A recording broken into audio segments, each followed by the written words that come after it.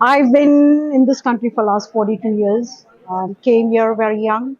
I was the last you can talk about is the RP president in 2016, where I did my Marriott Marquis Convention. When I came to this country in 1982, I was just married. I was a very young girl and started my journey as a clerkship in Boston University Hospital. And from there, I went to do my residency in psychiatry. It was in New York, in PI, Psychiatric Institute, along with Middletown Hospital.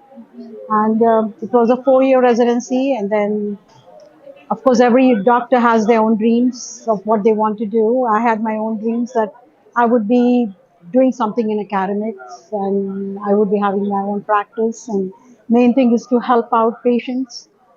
So it was a dream which I think I fulfilled. I finished my residency, then I started as an assistant residency director at the same place where I finished my residency. And then I went ahead to become a director of psychiatry at Newton Memorial Hospital.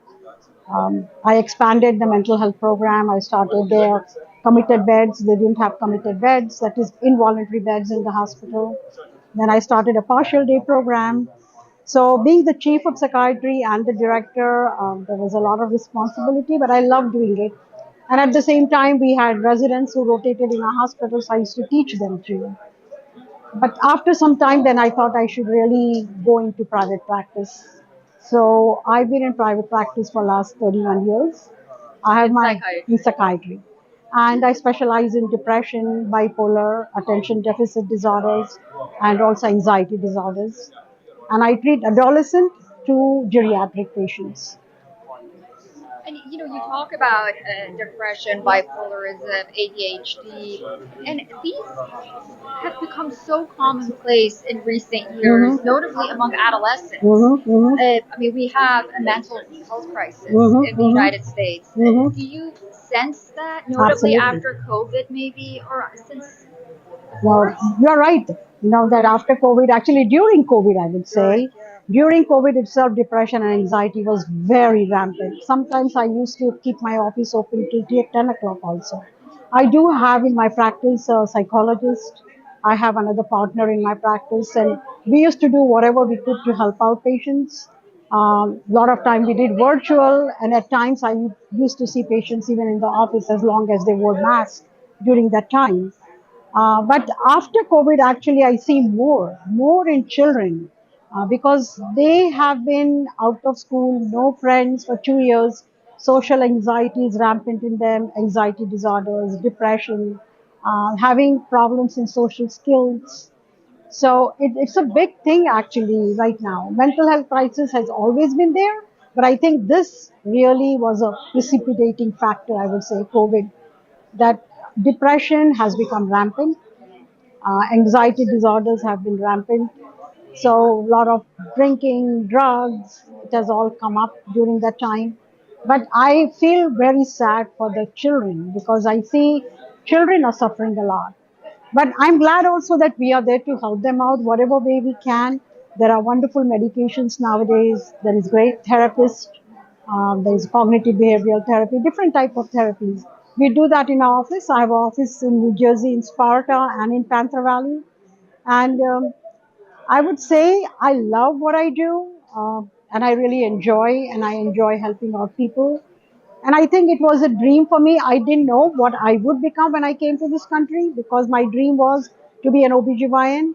But I had a great mentor at BU, and he was a neuropsychiatrist from Harvard.